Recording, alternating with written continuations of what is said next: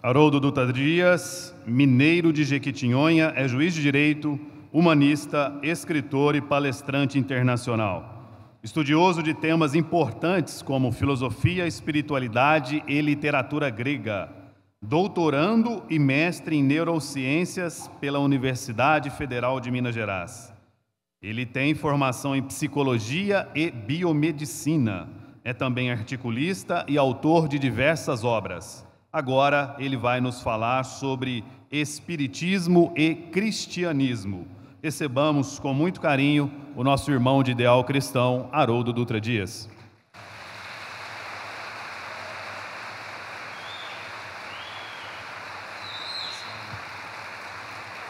Bom dia.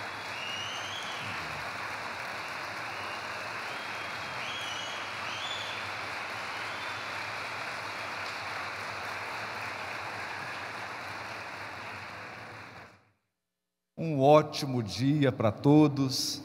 É com muita alegria que nós participamos de mais uma manhã em Franca, desse seminário, para que a gente possa fazer uma reflexão sobre esses temas importantíssimos, importantíssimos. Mas antes, eu gostaria de lembrar uma letra de música do Caetano Veloso que diz assim: de perto ninguém é normal. E nós poderíamos acrescentar: de mais perto ainda, todo mundo é divino. Nós trazemos o gene da divindade. Todas as potencialidades e atributos do Criador estão inscritos em nossa consciência. Estamos numa grande jornada do aperfeiçoamento. Portanto, quando nós falamos em cristianismo, olhando de perto, nada parece normal. As pessoas confundem cristianismo com igrejas, templos de pedra, sacerdócio organizado, um culto institucionalizado. Não importa a escola cristã.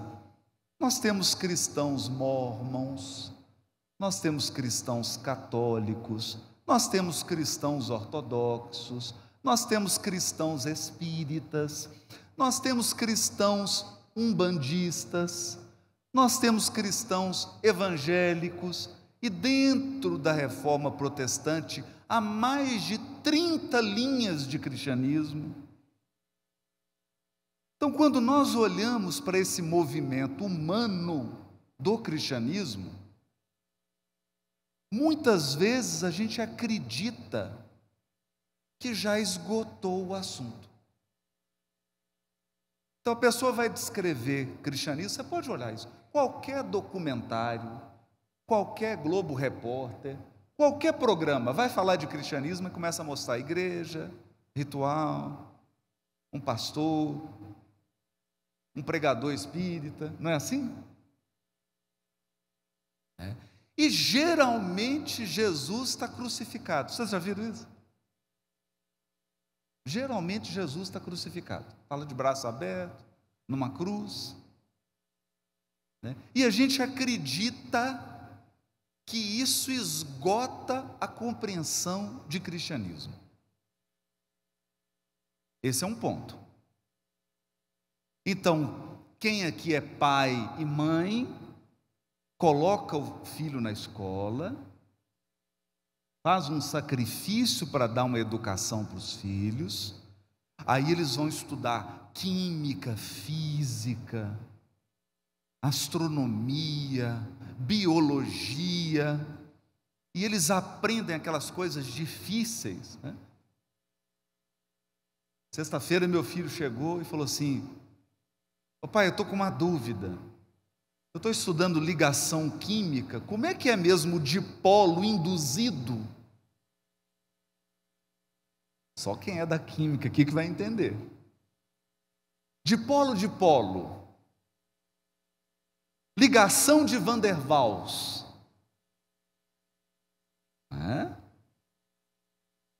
Aí está na biologia, eles estão lá estudando nucleotídeo.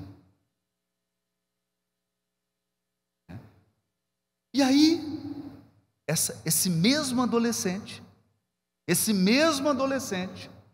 sai dessa aula sofisticada de biologia, sai dessa aula sofisticada de química, e chega na casa espírita e pergunta: o que é cristianismo? Fala: é Jesus crucificado, uma igreja e a hóstia.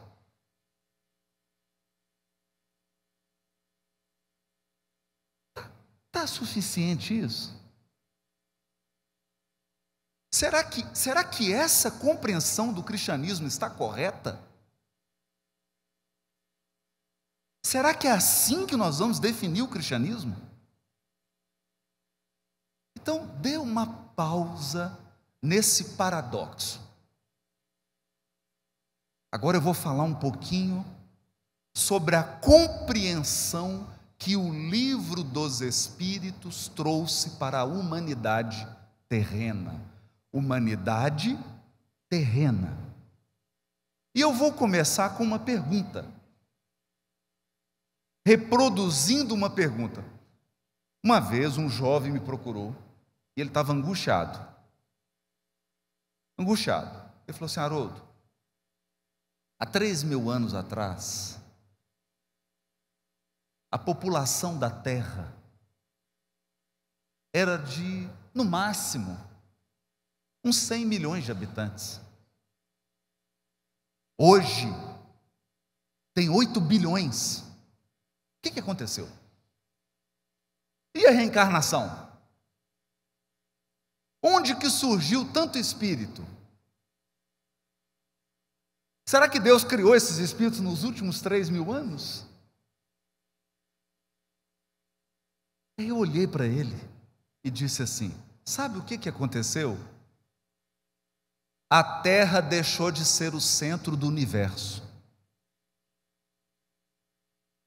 Foi isso que aconteceu.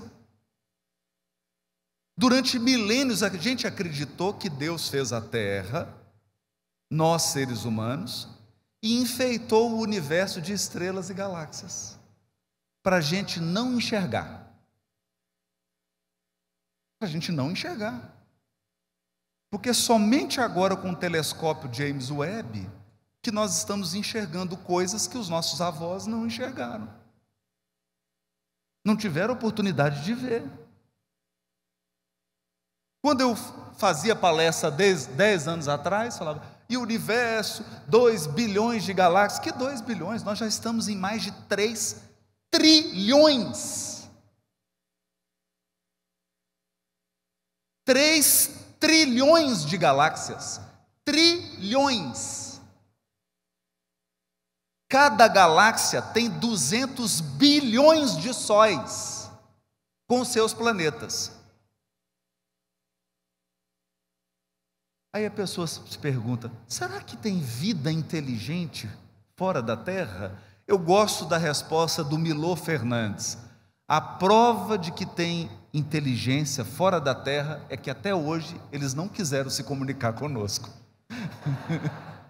São inteligentes.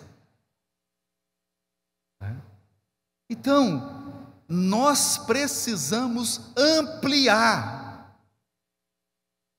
E aí, com esse raciocínio, quando você olha para a Via Láctea e começa a perceber que não é só o seu solzinho e o seu planetinha Terra e os planetas do sistema solar, que existem 200 bilhões de sistemas só na Via Láctea.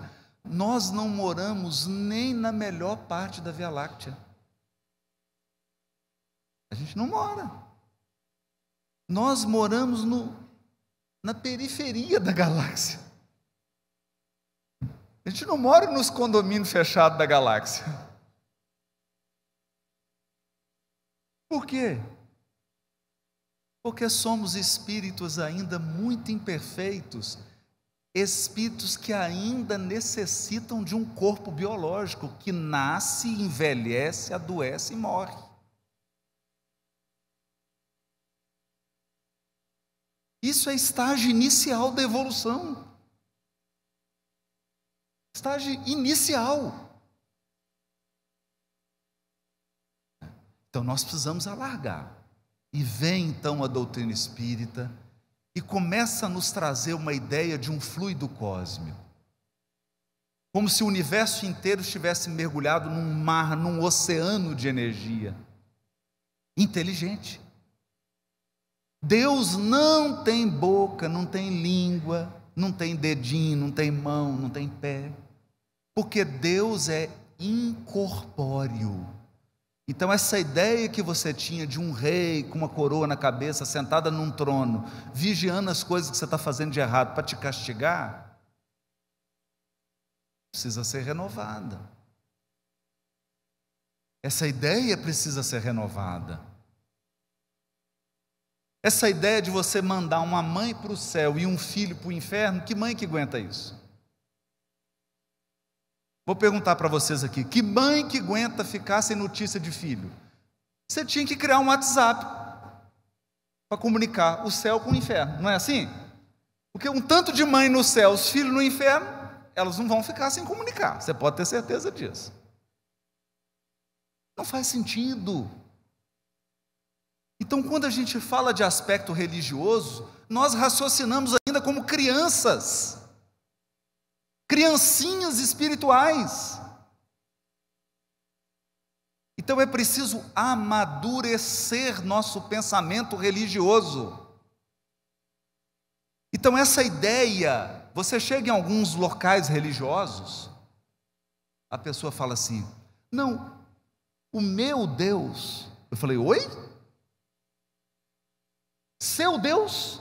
Comprou por quanto? A pessoa pegou Deus, colocou na gaiola, na casa dela. Então, é meu Deus. Ah, o seu Deus. É o Deus da minha igreja. O Deus da minha casa espírita. Então você está acreditando que o Criador de trilhões de galáxias agora entrou na gaiola da sua casinha. Você colocou uma coleira em Deus e agora você está levando ele para passear. Ele está te obedecendo. É essa a visão religiosa? É isso que nós temos para oferecer? É por isso que tem tão poucos jovens religiosos no mundo. Porque eles estão aprendendo coisas sofisticadas em química, biologia, matemática, e chega para aprender essas infantilidades religiosas. Infantilidades. E o pior, no movimento espírita. Então nós precisamos urgentemente resgatar a essência do pensamento de Kardec. Deus é cósmico. Deus não é Deus da terra.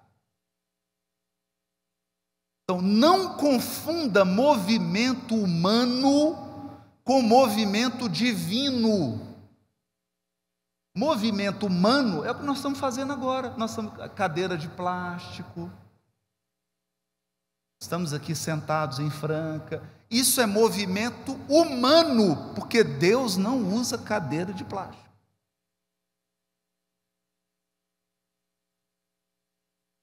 Por que é importante fazer essa distinção? Porque a gente chega no movimento espírita, tem gente que acha que Jesus é governador espiritual dos cristãos. Oi? A pessoa pergunta assim, olha, eu tenho uma dúvida. Jesus é o governador espiritual do planeta? Sim. Questão 625 de O Livro dos Espíritos, comentário de Allan Kardec. Para a humanidade terrena, Jesus constitui o tipo da perfeição a que podemos aspirar na Terra. Está lá. Aí a pessoa, mas ele é o governador? E os budistas?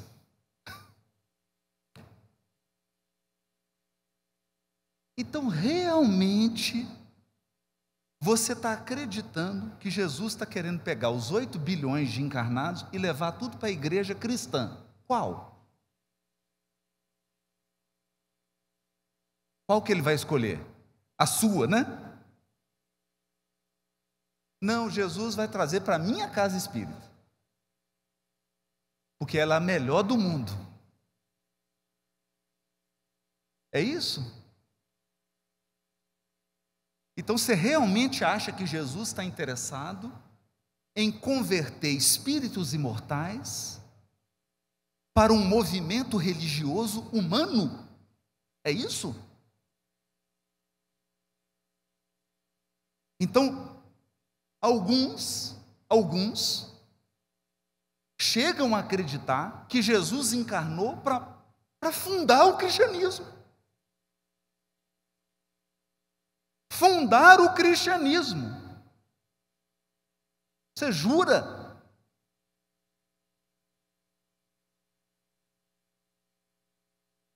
Jesus encarnou para mudar o padrão moral da terra.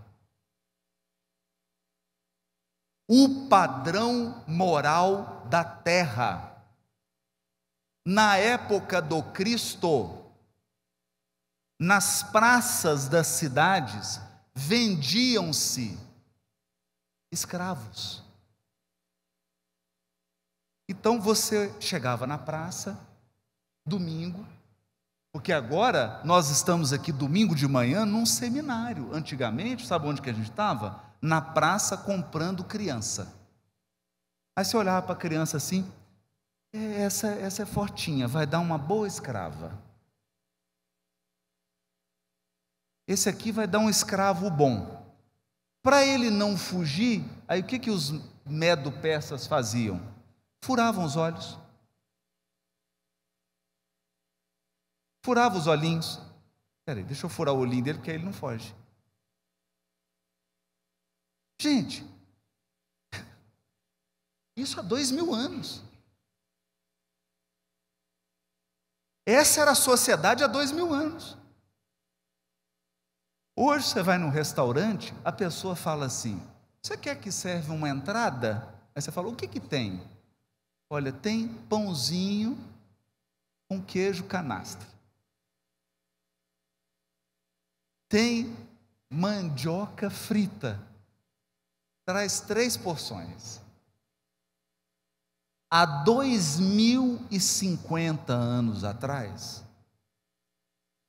festa chique era assim, antes do jantar, antes do almoço, uma luta de gladiador para ver qual que matava o outro.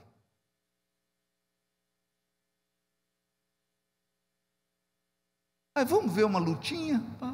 Morreu. Gente, tira esses corpos aqui, vamos limpar o sangue para a gente poder almoçar. Isso em Roma, 2050 anos atrás. 2050 anos.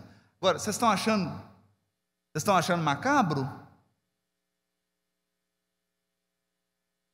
Circo, Panteão, Coliseu dos gladiadores.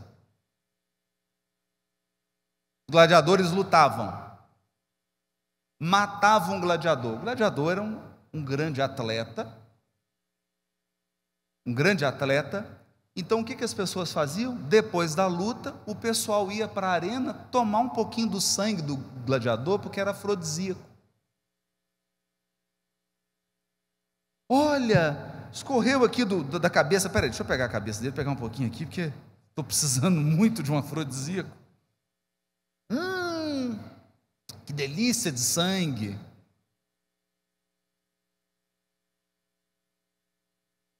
Essa é a humanidade que você estava 2000 anos atrás. Esse era você, era eu, há 2000 anos atrás.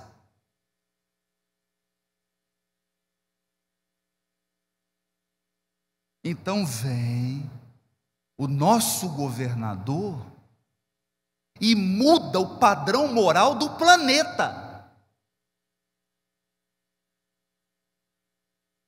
do planeta. Então, o compromisso do Cristo é com o seu padrão moral, não é com a religião que você frequenta.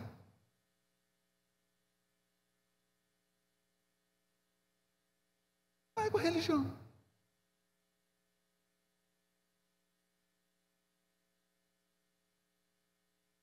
Por quê? Porque o movimento religioso em que você se integra é uma preferência pessoal. Pessoal. A minha esposa é católica. Ela fala, eu me sinto bem na igreja católica. Ela é devota de Nossa Senhora da Medalha de Uberaba. Eu me sinto bem no movimento espírita. Mas veja, o padrão moral instaurado pelo Cristo não é da terra, não é de Franca. O padrão moral que o Cristo trouxe é cósmico. Então, toda vez que alguém chega até mim e pergunta qual a relação de espiritismo e cristianismo, eu pergunto, qual a falta de relação? Onde você acha que existe diferença? Só para eu entender. É porque no espiritismo a gente não tem nenhum crucifixo.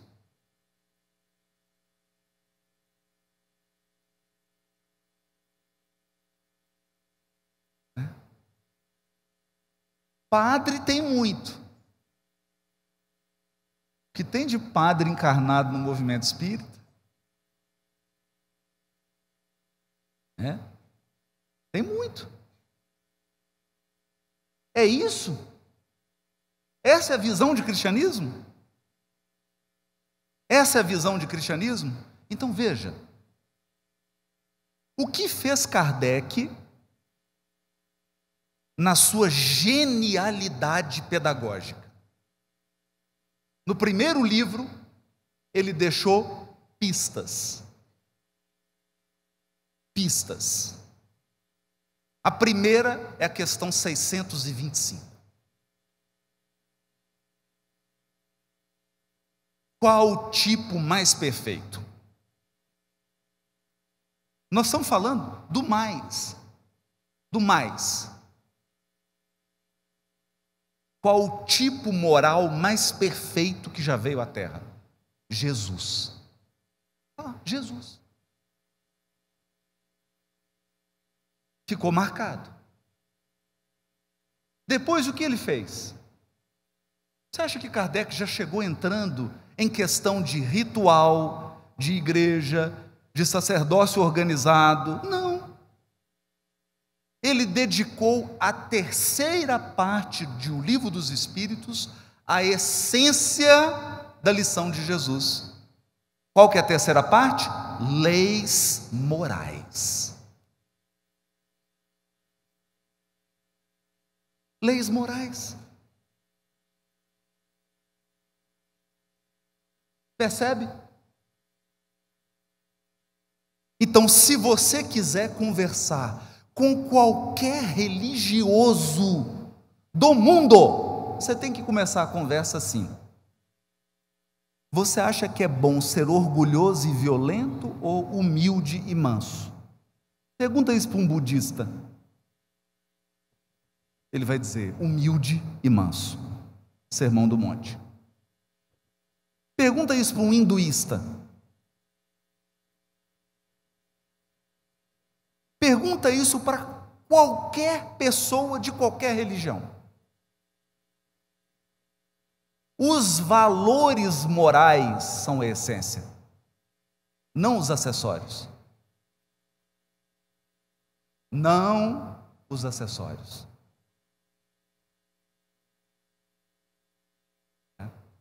Mas nós somos provincianos. bairristas. Então eu lembro de um sujeito que criou uma receita de pão de queijo lá em Belo Horizonte. E no pacote do pão de queijo está escrito assim: o melhor pão de queijo do mundo.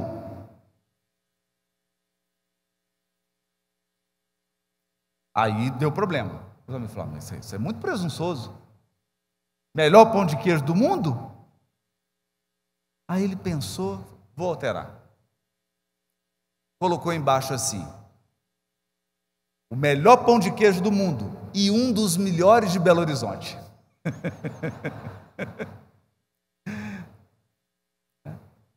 Então, toda pessoa vai dizer para você: minha religião é a melhor do mundo.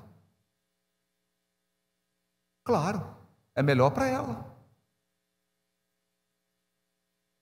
É melhor para ela. É melhor para a experiência dela. É melhor, talvez, para aquele momento evolutivo dela. E que importa? Qual a finalidade de um movimento humano religioso? Despertar em nós a vontade firme de transformar nosso padrão moral. É só isso. É só isso. Então, se você está engajado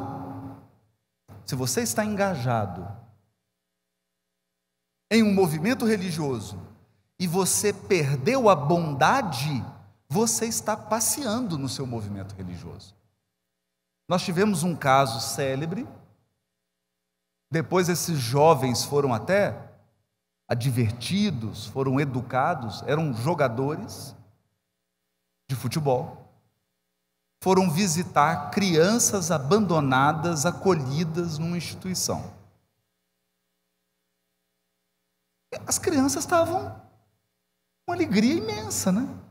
A criança já não tem pai, já não tem mãe, está abrigada numa instituição. Vai receber ali a presença de ídolos do futebol brasileiro. Quando abriu o ônibus, que eles chegaram, olharam e falaram: oh, mas essa instituição é espírita? Nós não vamos entrar.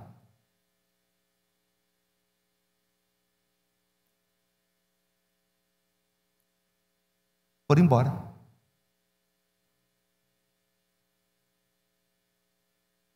Pergunta: a tua religião está te transformando nesse tipo de ser humano? É isso? Então, você está aqui no movimento espírita para se tornar esse tipo de ser humano? É isso? Então, quando uma pessoa escolhe um movimento religioso, um movimento de religiosidade, ela escolhe para se transformar num ser humano pior? Mais violento, mais preconceituoso, mais agressivo, é isso?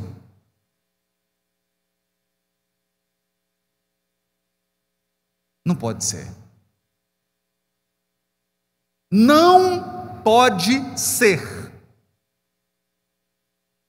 Não pode ser. Então eu gosto da frase de Madre Teresa de Calcutá. Ela diz assim: as mãos que ajudam são maiores que as bocas que oram.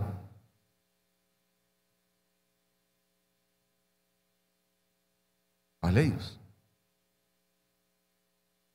As mãos que ajudam são maiores.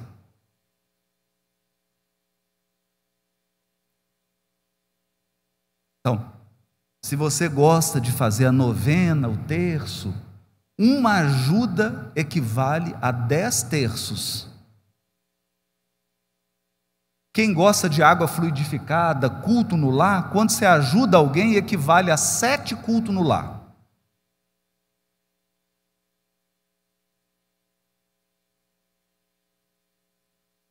Fazer a caridade é como tomar 25 passes.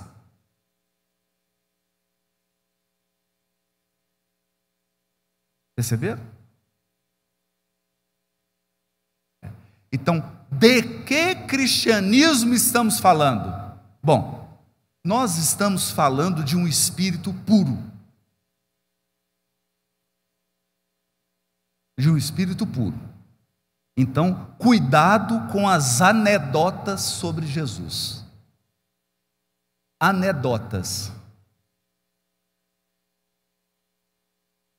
Como um bom mineiro, eu adoro anedota e piada, mas de bom gosto.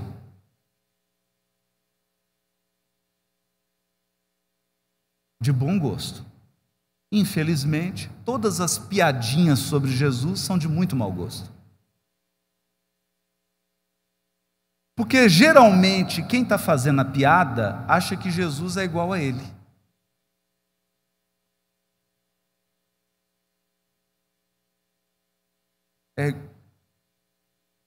Então, quem já não ouviu aqui que Jesus criou uma revolução?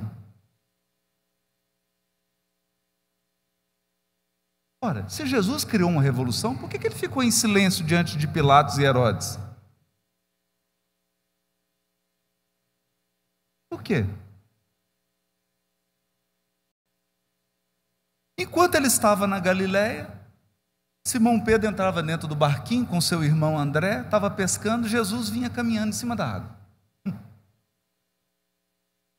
Eles falavam: nossa, mestre, andando em cima da água. Chegava para Jesus um leproso, faltando um pedaço da orelha, um pedaço do nariz, faltando alguns dedos, partes do corpo já descolando do corpo. Jesus colocava as mãos, a pessoa ficava em perfeito estado. Cegos de nascença, ele impunha a mão, a pessoa voltava a enxergar.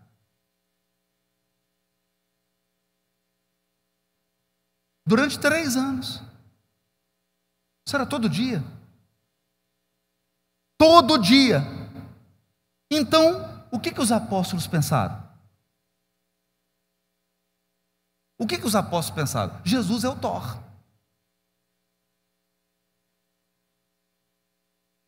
É o Thor. A hora que o negócio apertar aqui, ele vai pegar o martelo, vai esmagar todo mundo. Tem uma cena que é curiosíssima. Capítulo 8 do Evangelho de Lucas. Jesus diz assim: preciso ir a Jerusalém. Tá bom, mestre. Vamos pegar o melhor caminho. Qual que é o melhor caminho? O melhor caminho, vamos seguir margeando o Jordão, ora. Sombra e água fresca. Tá bom, não tá? Tá ótimo. Jesus falou: não, mas eu preciso passar pela Samaria. Mestre do céu, não faz isso não. É o caminho mais longo, não tem água. Nós vamos ter que subir montanha. E outra coisa, nós somos inimigos do samaritano.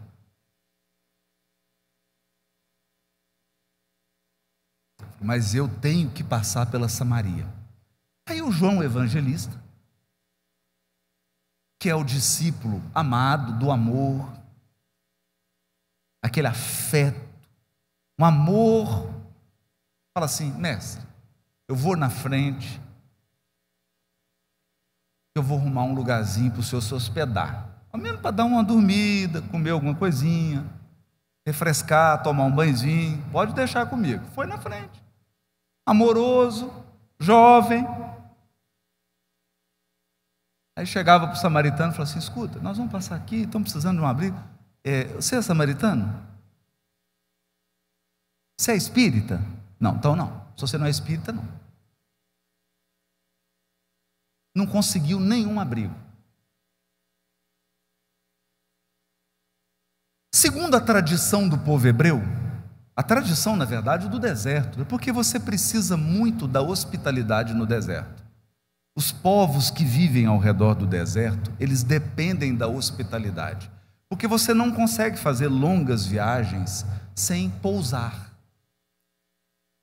Então, hospitalidade é um valor muito precioso. É quase uma lei. É quase uma lei. Por exemplo, você não pode nem atacar seu inimigo durante o momento que você está hospedando ele. Está oferecendo um abrigo para ele. São normas. Nós temos hoje. Por exemplo, está 2 exércitos brincando. Passa a Cruz Vermelha. Não pode matar o pessoal da Cruz Vermelha. É norma de guerra. Né? Então nós somos bichos, mas bichos com pedigree. Né? A gente ainda observa algumas regras. No entanto, os samaritanos quebraram a regra da hospitalidade. E havia um ditado popular que dizia o seguinte: quem nega a hospitalidade, cai o fogo do céu e queima você e sua família.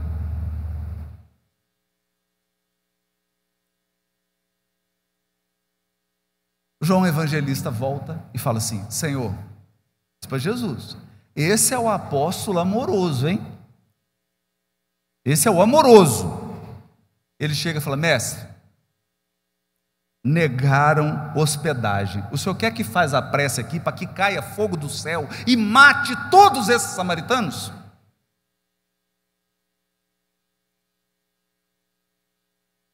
Perceberam? Mata todo mundo.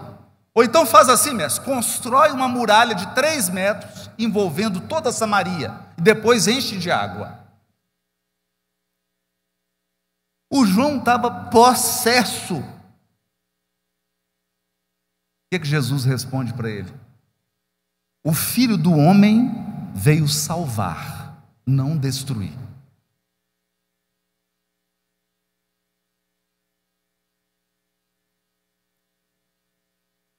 Só que aqui tem uma parte que ninguém percebe. Aí Jesus continua, caminhando, sem dormir, sem comer, sem tomar banho, sem tomar água. São 150 quilômetros a pé no sol. Quando ele chega, suado, com sede, com fome, cansado, ele encontra um religioso. Graças a Deus. Porque as pessoas religiosas são bondosas demais. As pessoas que estudam o livro dos Espíritos, elas são tão bondosas. Não é? Todo mundo que estuda o livro dos Espíritos, gente, a pessoa chega a exalar um perfume da irmã Sheila, não é assim? De tão bondosa que ela é. Então chegou um doutor da lei. Ao invés dele perguntar: só quer tomar uma água? Só quer comer um pedacinho de pão? Não, ele veio fazer pegadinha com Jesus.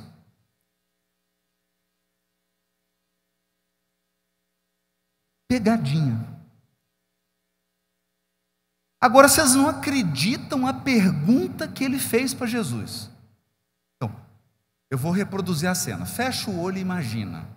De um lado está o doutor da lei, de banho tomado, cheiroso, perfume francês, cheiroso, alimentado,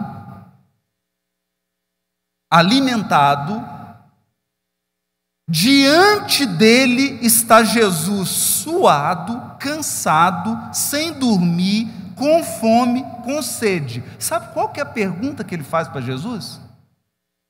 Quem é meu próximo?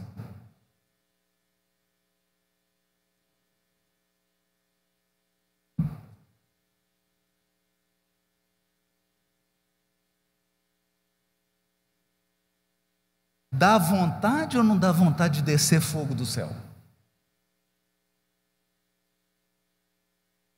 Quem é meu próximo? O que aconteceu com o coração desse religioso? Expliquem para mim, por favor, gente. O que aconteceu com o coração desse indivíduo? O que aconteceu com o coração dessa pessoa que fala em Deus o dia inteiro? Que lê Bíblia o dia inteiro? Que participa de 5 reuniões do NEP por dia? O que aconteceu com o coração desse indivíduo? Ele não consegue oferecer um copo de água. Ele está diante de uma pessoa que está com fome, com sede, suado, cansado. E ele pergunta: quem é meu próximo?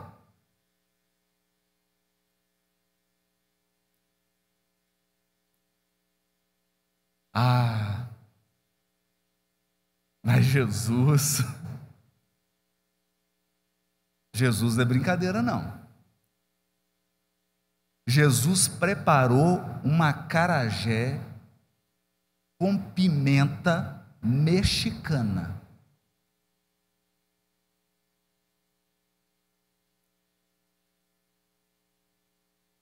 Mexicana.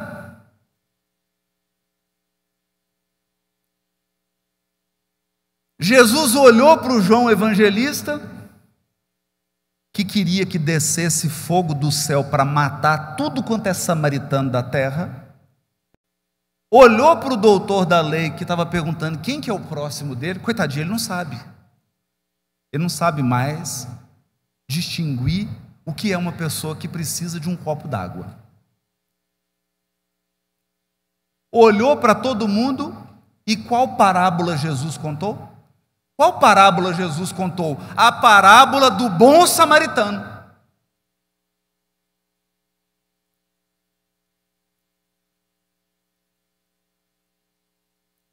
Quando Jesus termina a parábola do bom samaritano, João Evangelista está assim, olhando para o chão. De vergonha. Porque há meia hora atrás ele queria matar os samaritanos. Agora o samaritano é o herói da parábola. Primeira lição de Jesus: não generalize. Cuidado. Cuidado com as suas generalizações. Cuidado. A pessoa chega aqui e fala: nossa, essa aqui é a cidade do basquete. Todo mundo aqui joga basquete? Menos, meu amigo. Menos. Você tem campeões de basquete aqui, mas vovó que mora aqui, nasceu em Franca, não joga basquete. Vovó tem 1,55 m. Cuidado. Cuidado com a generalização. Então Jesus quis mostrar que existem bons seres humanos em todos os lugares e em todas as religiões. Mas ele tinha que dar uma lição para o doutor da lei, para aquele que fica estudando livros do Espírito todo dia. Vocês conhecem alguém assim? A pessoa fala de espiritismo o dia inteiro. Só fala de espiritismo. É o dia inteiro. Então você fala: oi fulano, bom dia. Bom dia. A questão 13 do Livro dos Espíritos trata dos atributos da divindade. Tá bom, mas tem café? Não coei o café ainda.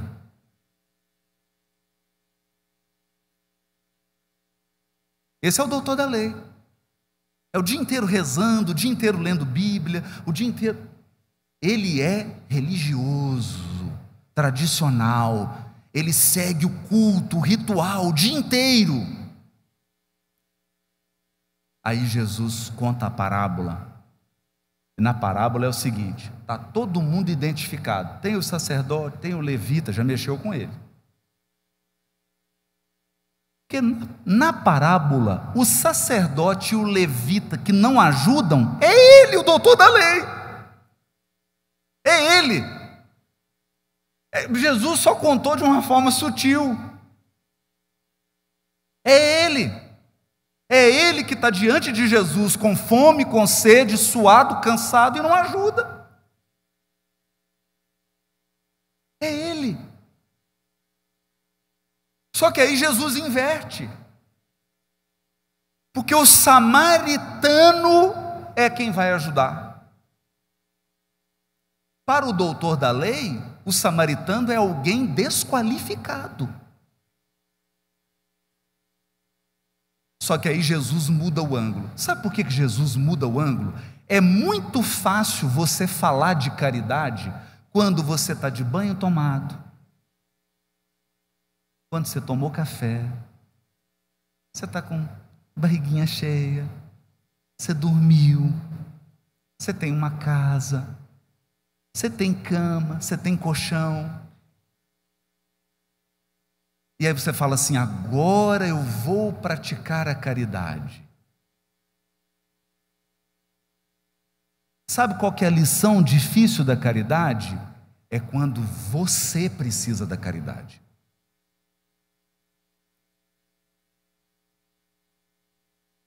Suas maiores lições de caridade vai ser quando você for o necessitado.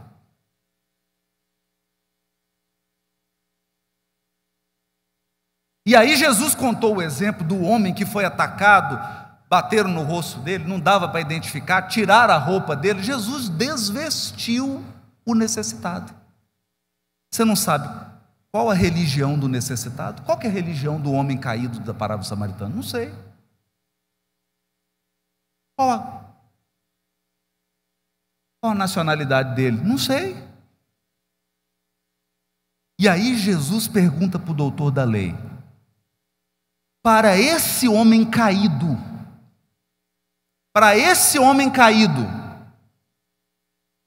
quem foi o próximo dele?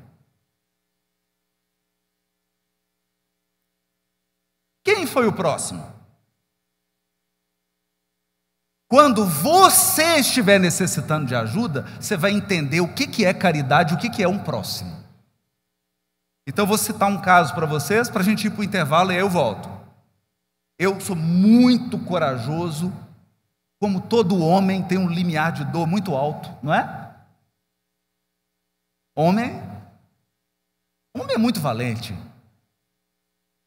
Muito valente. Por exemplo, o parto e uma gripe é igual. As mulheres não entendem, mas o homem gripado, ele sente dores do parto. Por isso que ele fica tão dengoso, né? Então eu, como um homem corajoso, fui fazer a cirurgia, cheguei firme, essa crença na imortalidade da alma, convicto. A moça falou assim: entra ali, tira sua roupa e coloca a camisola. Aí eu já fiquei um pouco tenso.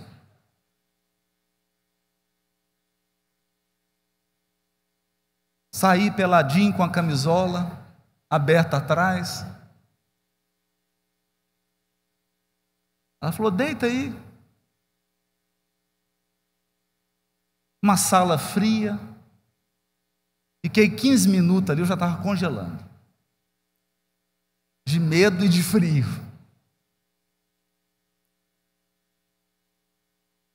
Aí veio a enfermeira, pegou a maca. Disse: agora nós vamos para a sala de cirurgia. E eu, com essa convicção na imortalidade da alma, fui tremendo. Entrei no bloco cirúrgico, pé gelado, um frio. Aí chegou uma médica, eu acho que ela era anestesista, eu já não lembro o rosto dela. A única coisa que eu lembro é que era uma médica, mais nada. E ela chegou, já foi colocando um negócio e tal. Ela olhou para mim e falou assim: está com medo?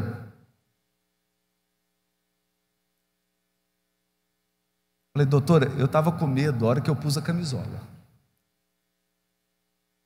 Agora eu já estou em pânico. Não tem problema não, vou te dar um sedativo, daqui a pouco você está dormindo. E saiu. Acho que foi fazer a dosagem. Já falou assim: deixa eu aumentar, porque esse é um molão, é mole. Esse é covarde. Aí chegou uma senhorinha.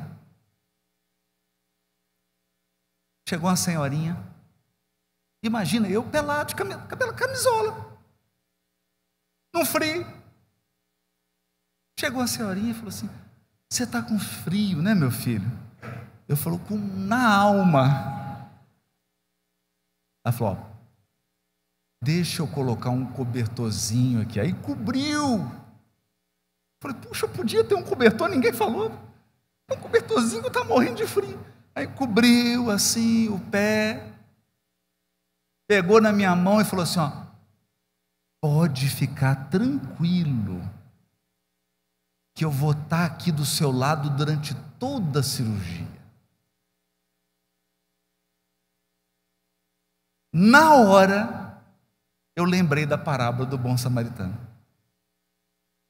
Porque eu falei assim: hoje eu sou o homem caído.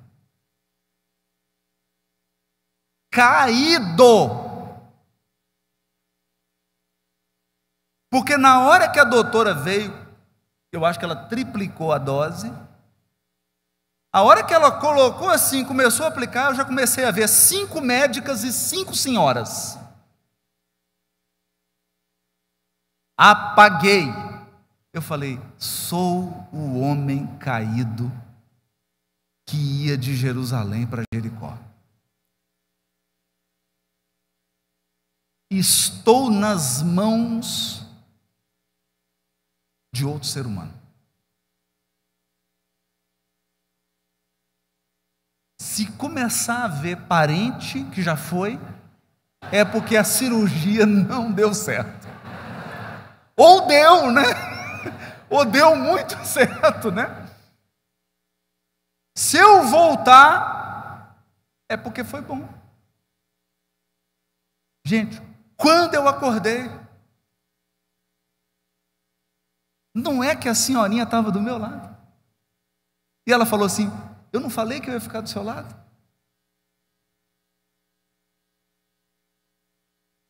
Está conseguindo mexer as pernas? Eu falei: não. É normal. Daqui a pouquinho você volta os movimentos. Dá para você dar essa notícia para minha esposa? Daqui a pouco volta. Ela estava lá, e o cobertorzinho nos meus pés. Perceberam, gente? Perceberam? Isso é o Cristo. O Cristo que você vê pregado na cruz não é o verdadeiro.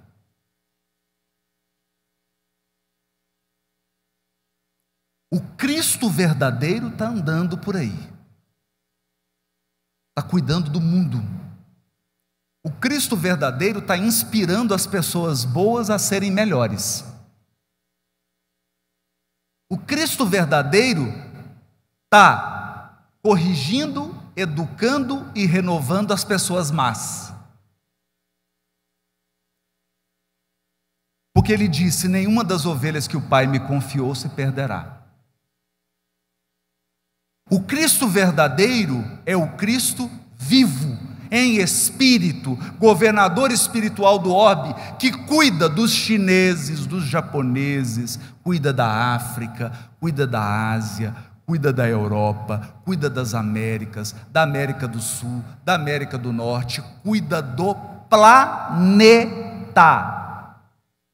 Cuida dos cachorros, dos gatos, dos animais, da natureza, porque Ele governa o planeta. Minhas amigas, meus amigos, nós comentávamos sobre as falsas interpretações sobre o papel de Jesus na transformação moral do mundo. Muitas parábolas de Jesus se referem a uma terra redimida, a uma terra prometida. A terra prometida bíblica, ao contrário do que muitos pensam, não é um espaço geográfico. A terra prometida é a redenção do planeta. Significa sairmos do mundo de expiação e provas para ultrapassarmos o mundo de regeneração e transformarmos a terra num mundo ditoso, morada de espíritos que tenham o senso moral desenvolvido, morada de espíritos bondosos, que usam o conhecimento para fazer o bem, morada de espíritos que são solidários e fraternos, que não permitem mais a injustiça, esse desnível tão profundo, os diversos tipos de violência. Então, essa transformação da terra não é uma obra feita em estalar de dedos. E eu preciso dizer algo aqui que merece a nossa reflexão. A regeneração do planeta se dá em todos os lugares do planeta. Porque tem espírita achando que a regeneração planetária vai ser feita dentro da casa espírita, apenas. Não. A regeneração do planeta se faz nas ruas, nas escolas, nos hospitais, em todos os setores da atividade humana. Então, essa divisão que nós fazemos, eu sou espírita quando estou no evento espírita e sou profissional quando eu estou fora, isso é uma divisão artificial. Artificial. Isso não existe. Porque as pessoas não te separam. Você é um. Você é um. Então lá em casa eu ouço direto: você não é o palestrante espírita? E eu falo assim: e você é a esposa dele? Você não é o palestrante espírita? E você é o filho do palestrante espírita. Você tem responsabilidade também. Claro. É claro. Então, não faz sentido essa separação. Eu vou agora na casa espírita praticar a caridade. Não, você tem que praticar a caridade, primeiramente, é dentro da sua casa.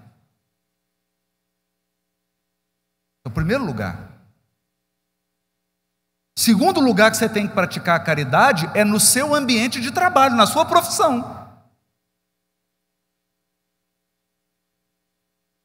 Então, esse é o Cristo vivo, esse é o Cristo Consolador. Esse é o Cristo Consolador. Agora, veja, a doutrina espírita nos traz uma visão da moral do Cristo que muitos pensadores tiveram. Mahatma Gandhi era hindu. Essa era a religião dele. E ele disse assim: se todos os livros da terra se perderem e sobrar apenas o Sermão da Montanha, nada se perdeu. Todos os livros religiosos. Por quê? Por que Mahatma Gandhi disse isso? Porque ele compreendeu que Jesus não é só para os cristãos. Nós não entendemos isso ainda. Ele já tinha entendido isso. Que o Sermão da Montanha é um código moral para a humanidade. Ele reconheceu isso. Há uma cena belíssima na vida do Gandhi, e é importante repeti-la aqui, no momento truculento da colonização inglesa na Índia. Mahatma Gandhi andava na rua, um soldado britânico atravessou a rua e foi na direção dele e deu um soco no rosto do Gandhi. Você imagina um soldado forte e o Gandhi, aquele tanto de jejum, magrinho, de tanto fazer jejum, caiu no chão. Covardia. Isso é covardia. Mahatma Gandhi levantou, ele deu outro soco. O Gandhi caiu de novo. Quando o Gandhi se levantou pela segunda vez, ele perguntou: quem te ensinou a ser covarde? O Gandhi olhou para ele e falou: esse homem que está nesse crucifixo que você tem aí no pescoço.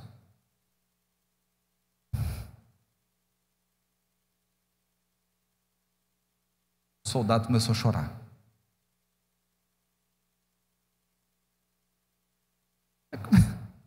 Como que você carrega Jesus no pescoço e fica dando soco nos outros? A não ser que você seja um lutador, não tem problema, né? E numa luta é um esporte, tudo bem. Você está praticando boxe, você vai tomar soco mesmo, né? Não tem problema nenhum. Mas você sair na rua dando soco nos outros com Jesus pendurado no pescoço? Como é que explica isso? Então, com aquela autoridade moral do Gandhi, o sujeito percebeu a própria incoerência. Ele percebeu a própria incoerência. Ele não era cristão.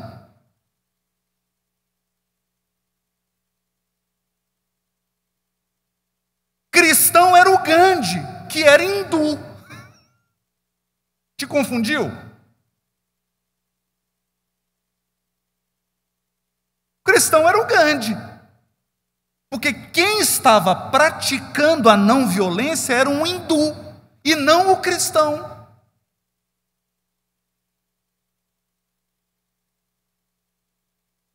Então, gente, seguir a Jesus não é ficar mandando e-mail bonito para os outros assim: Jesus nos ampare. Quando e-mail começa assim, eu já arrepio.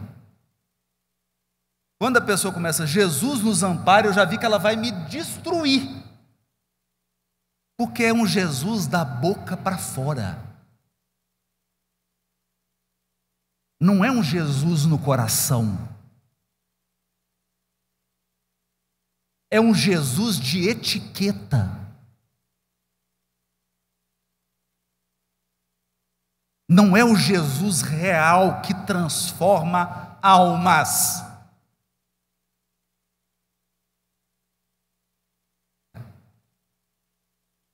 Outra cena com o Gandhi vai num encontro interreligioso em Londres. Em Londres.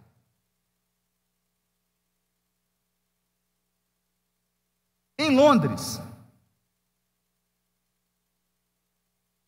Está lá falando sobre a não violência, sobre a paz. Aí um cristão levanta a mão, misericórdia. Olha a pergunta que o abençoado seguidor do Cristo fez. Gandhi, o que é preciso fazer para o cristianismo se espalhar pela Índia?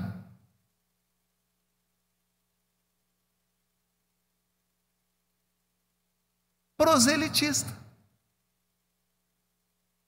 É proselitista. Não é? Então, é o pensamento mágico. Como é que é o pensamento mágico? Está aqui a pessoa praticando atrocidades. Aí ela chega e fala assim: ó, meu amigo, agora você entrou na casa espírita. Todos os seus erros foram perdoados e agora você é uma nova pessoa. porque eu te dei um passe e uma água fluidificada. Me fala onde que é essa casa espírita, por favor. Me fala onde é. Eu estou precisando ir, estou precisando mandar um tanto de gente. É mágico assim? É mágico assim? Então, um indivíduo proselitista. Agora veja, ele está diante do Gandhi, que é hindu, num evento que é um diálogo interreligioso, ele está querendo converter a Índia ao cristianismo. Essa é a visão de cristianismo dele. O problema é que essa é a visão de cristianismo de muito espírita. Isso é que dói. Ah, mas o Gandhi era 1 milhão de vezes mais cristão do que ele. O Gandhi falou assim: olha, duas coisas são necessárias para o cristianismo se espalhar mais sobre a Índia. Aí o sujeito falou: opa, deixa eu anotar, né? Duas coisas. Pode falar, Gandhi. A primeira é: o cristianismo precisa ser ensinado sem deturpações.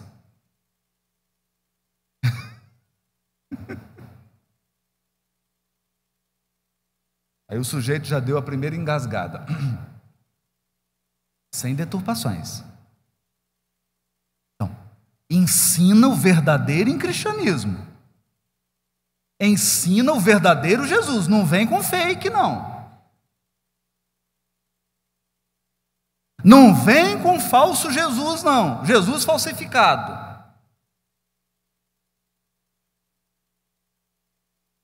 O Jesus à moda da casa. Não é? A pessoa chega e fala: a gente não gosta muito de Jesus, a gente fez algumas alterações nele.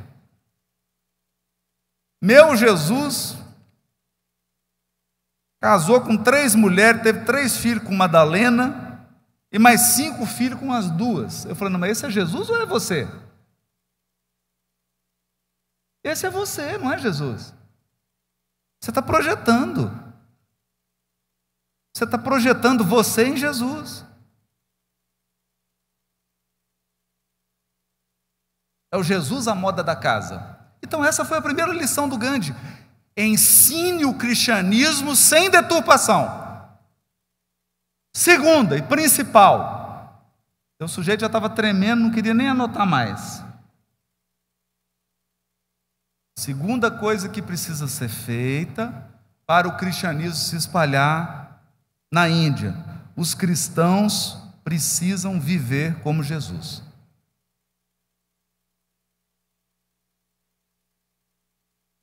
Aí o rapaz falou: é melhor deixar a Índia em paz. Perceberam? Porque pregar Jesus é fácil. Exemplificar Jesus é o que separa os bodes das ovelhas.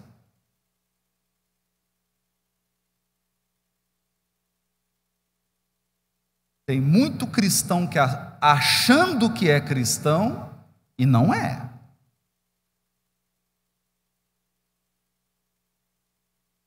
Que ele coloca adesivo de Jesus no carro, ele fala de Jesus o tempo inteiro, o e-mail dele tem o nome dele, o telefone escrito Jesus. Ele é um ótimo pregador de Jesus. Aí você repara você repara a pessoa, que é o seguinte: vou dar umas dicas, umas estratégias aqui. Eu aprendi com os meus obsessores. Eles me ensinaram. Estratégia para reconhecer o verdadeiro cristão. Meus obsessores que me ensinaram. Primeira estratégia: repare esse cristão dirigindo num trânsito engarrafado, na hora do rush. O trânsito separa o verdadeiro cristão do falso. Separa. Repara. Agora eu estava dirigindo, o sujeito deu uma fechada, eu falei, eu te encontro. Me veio aquelas lembranças de encarnações passadas. Eu baixei o vidro do carro, parei do lado dele e preparei aquela pregação.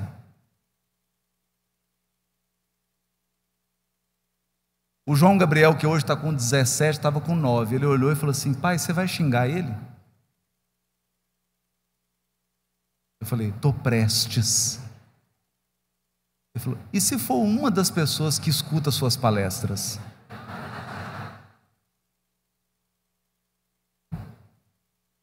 Aí eu levantei meu ouvido e falei: aí eu estou desmoralizado. Percebeu? Mas eu não falei assim: ô seu idiota. Aí o cara fala: Haroldo, dá para você dar um autógrafo no meu livro? Não, pregar Jesus é fácil. O difícil é testemunhar Jesus no trânsito. Segunda estratégia que os obsessores utilizam para saber quem é cristão e quem não é como essa pessoa trata pessoas de classe social mais humilde. É ótimo. Você vê a pessoa entrando num prédio, aí tem um porteiro simples. Como é que ela trata?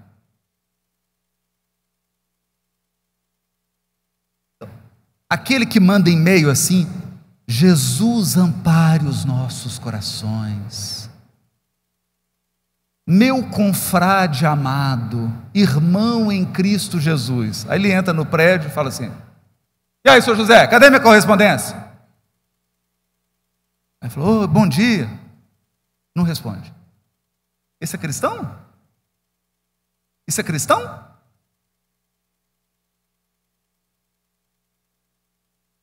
Você é cristão?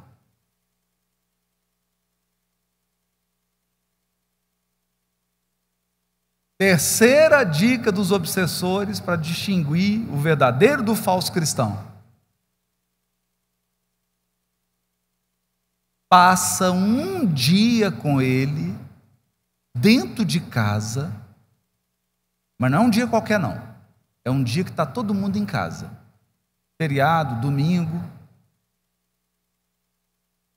Com que cara essa pessoa acorda? Qual que é a cara dela no café da manhã? Como que ela trata os parentes? Cunhados, cunhadas, agregados. Aí você vai saber se essa pessoa é cristã ou não. Perceberam? Então, o Espiritismo virou a chave. Virou a chave.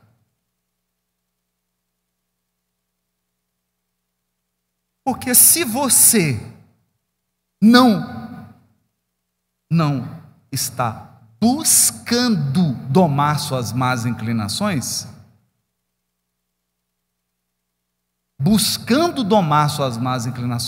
não é se você é um espírito puro. Porque puro eu sei que você não é. Você não é.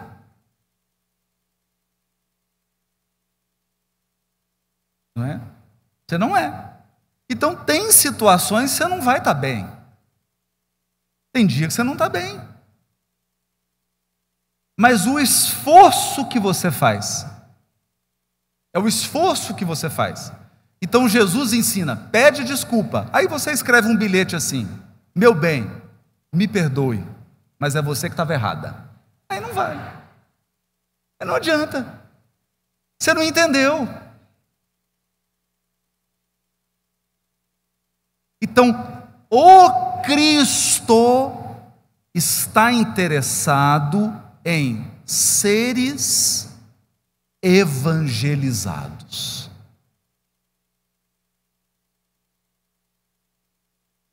Seres evangelizados.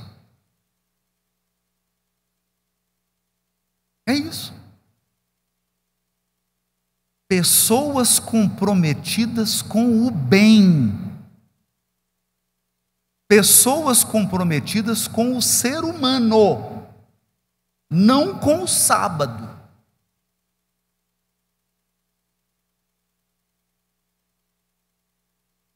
Não com o sábado. Então, a lição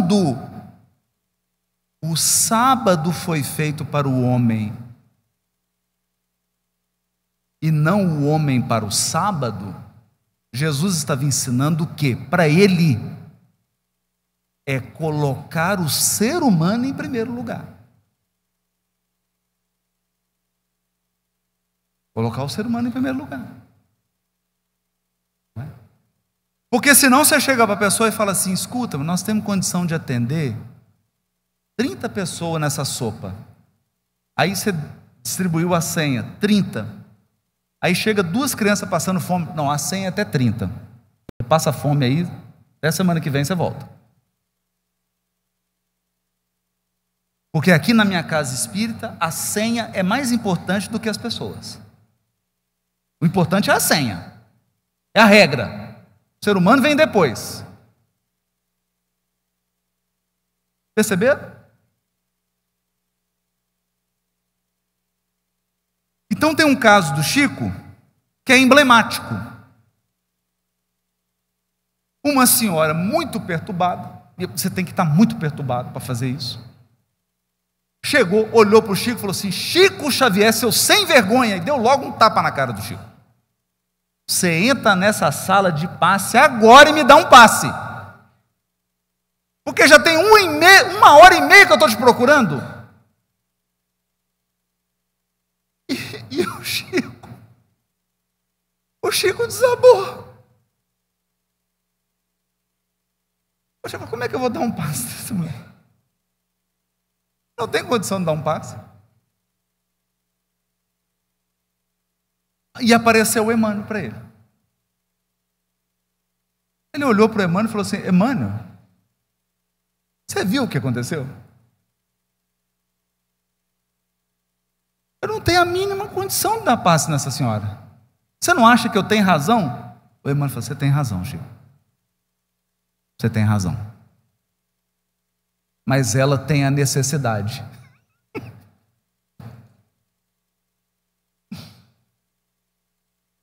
Você tem a razão, mas ela tem a necessidade. Chico, a nossa irmã está enlouquecida. Perceberam? E aí o Chico, oh meu Deus, foi lá e deu o passe. Por quê? A pessoa estava completamente obsidiada, a pessoa estava completamente adoecida. Então não estava bem. Então é essa compreensão do papel de Jesus no mundo. Do papel de Jesus no mundo. Agora, eu vou terminar com uma cena e eu quero que você reflita sobre essa cena.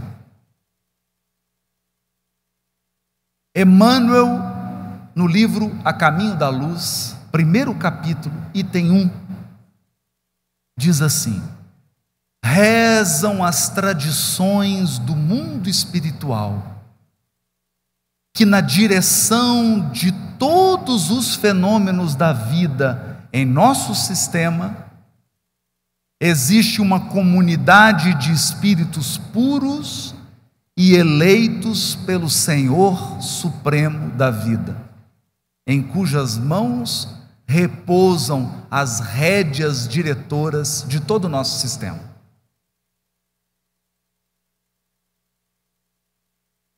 Comunidade da qual Jesus é um dos seus membros divinos.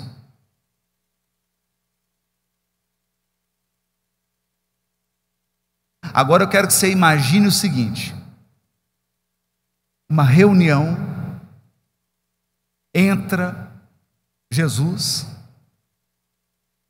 e todos os Cristos do sistema.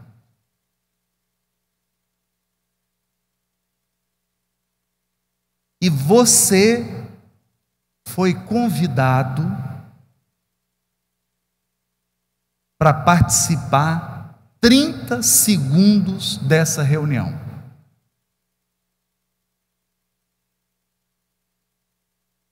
E na hora que você está entrando na reunião, passa por você o Cristo de Júpiter.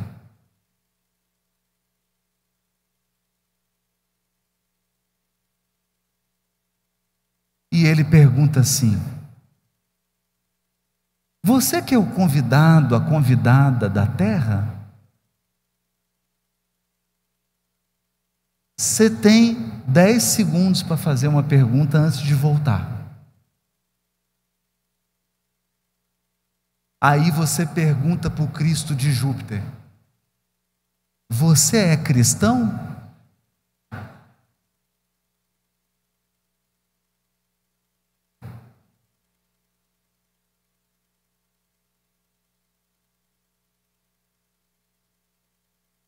Você desperdiçou sua ida na reunião dos Cristos. Você podia fazer cada pergunta maravilhosa. Você virou para o Cristo de Júpiter e perguntou se ele é cristão. Mas ele é tão amoroso, ele é tão amoroso, que ele respondeu: não, minha filha, não, meu filho, eu não sou cristão. Eu sou um Cristo. Obrigado, Franca. Bom dia para todos.